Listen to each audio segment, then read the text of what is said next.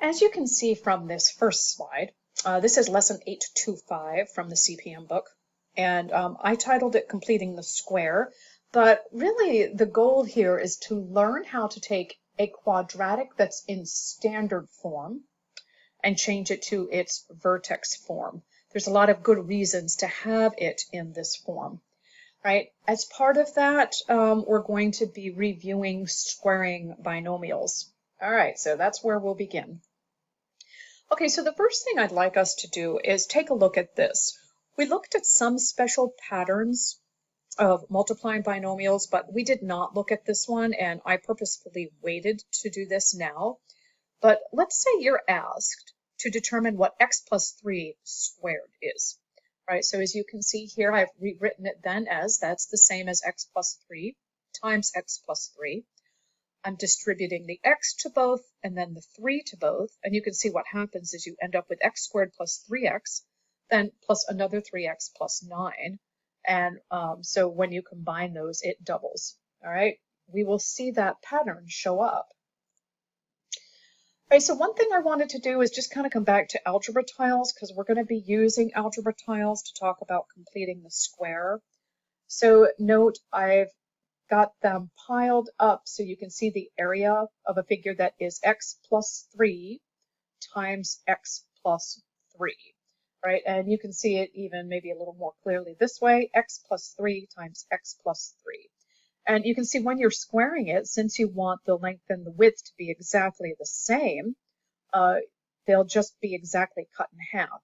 I want you to notice right here then, you can see that there would be 6 x's total. So if you're starting with this, note that each side has half of the x's that are listed here. All right, and then you can see how the 9 units show up there. All right, so we'll be looking at this quite a bit. I'm hoping this makes sense as a picture of that for you. All right, in general algebra terms, we often see if we're doing a plus b squared, that's going to be the same as a squared plus 2 times ab plus b squared. And we noted that happened here. So it is a squared, right, plus 2 times ab. So a times b is 3x, twice that is 6x, and then b squared. All right, so this shows up quite a bit in algebra whenever you're squaring binomials. All right, so this is problem 898 in the book, and they're asking you to use the zero product property to find the exact vertex of this, and then they ask you what went wrong. All right, so I'm trying it using the chart method here. Okay, so remember when you're using the chart method, above the line you find the factors of the first term, below the line you find the factors of the third term. And in this case, I'm looking for a sum of 8x. Well, the sum of x and 10x would be 11x, and the sum of 2x and 5x would be 7x. So alas, my problem is I cannot factor it using this method. All right, so in the book, problem 899 goes right along with this, and they actually tell you the function from problem 898 can be rewritten in graphing form as y equals x plus 4 squared minus 6. Right, and you can use this to find the exact x-intercepts and vertex. All right, so we're going to do that, and then I'm just going to show you the sketch on the graphing calculator. Okay, so right here, here's my formula. It's written in vertex form. So x-intercepts, or actually I did this first. The vertex is actually fairly easy to find. And just remember from the last lesson, it's going to be the opposite of this, which makes this whole thing 0, so -4. And it will be whatever this is. So they call it negative HK. So the vertex is -4, -6. All right, but to find the x-intercepts, we haven't done this so far, so I just want you to follow along with the math that I've done here. So what I did first is I just copied the equation. And then I just want to remind you that the x-intercepts happen when y is 0. Right, so I rewrote it. What I want to figure out is what are the values for x when this whole thing equals 0. So I wrote it out as x plus 4 squared minus 6 equals 0. Then I added 6 to each side, because remember, my goal here is to isolate the variable x. So I have x plus 4 squared equals 6.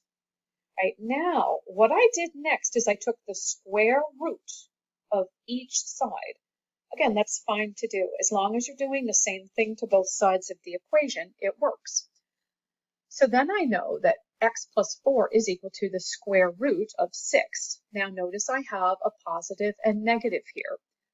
That's because there are two possible solutions here that would square to give 6, and that is positive of the square root of 6 and the negative of the square root of 6. So anytime you see this symbol, it means the positive or negative of that. All right, so the exact answers that would actually provide the x-intercepts are -4 plus the square root of 6 or -4 minus the square root of 6. That is really not practical though. So what I did is I found the square root of 6 and rounded it to the nearest thousandths. So the square root of 6 is 2.449. So one of my x-intercepts would be -4 plus 2.449. The other one would be -4 minus 2.449. And then here are my two x-intercepts here, -1.551 and -6.449. All right, so if you weren't quite sure about how that math went, just pause, kind of take a look at it again and see if you can make sense of it. What I chose to do next is just graph it on Desmos just to check my answers and see if my math was correct. I put it in vertex form, and sure enough, here's my vertex, -4, 6. Here are my two x-intercepts. You can see I've also got the y-intercept here, which I can get from this equation here. All right, so that's a little bit of a review. All right, but problem 8-100. This is called completing the square. This is where you learn how to do that. So how can we change y equals x squared plus 8x plus 10 into vertex form? Right? They gave it to us in vertex form, but let's take a look and see how they did that. All right, so you can see the first thing I did is I just pulled some of the algebra tile pieces up. And these are all of the pieces that are listed here. So 1x squared, 8 of these x pieces, and 10 of these unit pieces. First thing I did was try to set it up as a square. All right, and you can see what happens when you try to do that. In terms of setting it up as a square, I knew I wanted to cut these in half. So I have x plus 4 on each side, but when I tried to fill in with the units, I filled in my 10, but I can see I'm missing 6, right? So as you can imagine, completing the square means we're going to fill this in. But in doing so, we have to do a few other things to keep the equation the same. All right, so take a look at this. All right, so what I did here then, and this is just in picture form, is I put 6 units in here to make this square complete. But in order to keep it all still the same as it was before, I also added 6 negative units here. So you have to think about this all together. So I added 6 here, I'd be taking 6 away here. So this whole picture still equals this right here, okay? Because these would negate the ones I just put in. But I need this for completing the square. All right, so if you look at what I've got here, I have my x plus 4 squared here, but I also have to subtract 6. Right, so in terms of algebra tiles, that's really how they did that. And this is the vertex form. So what you do is you make it into a square, but then you do whatever you need to do here to keep the equation basically what it was in its original form. So you basically complete the square and then kind of fix it over here.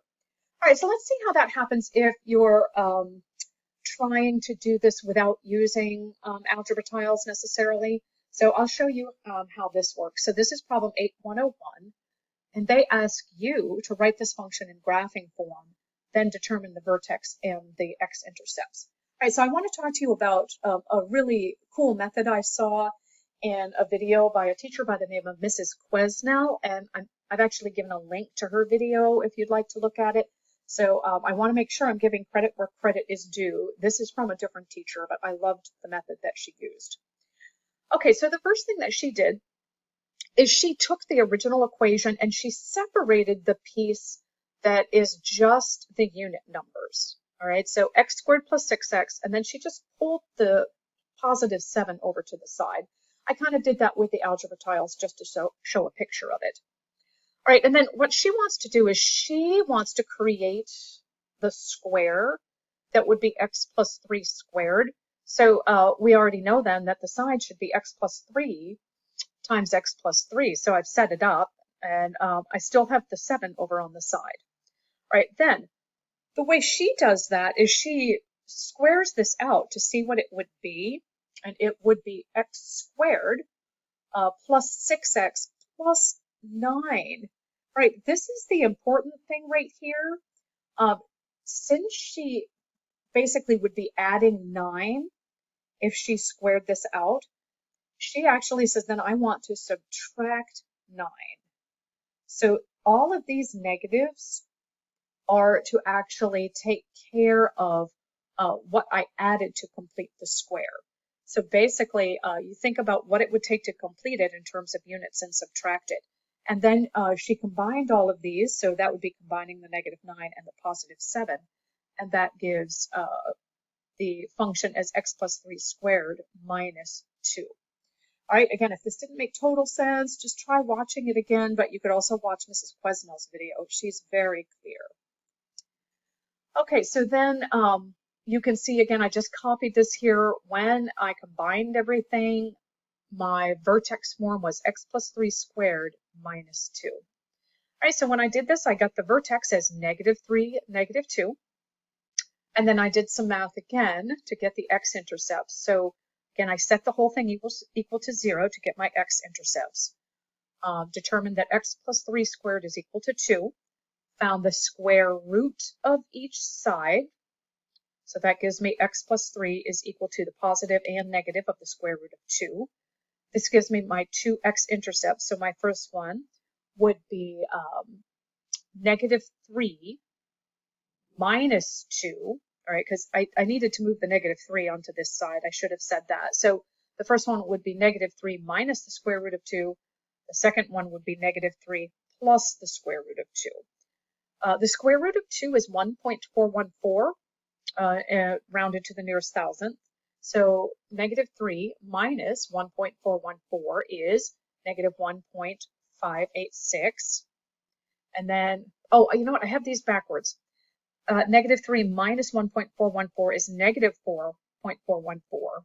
Then negative 3 plus 1.414 is this one, negative 1.586.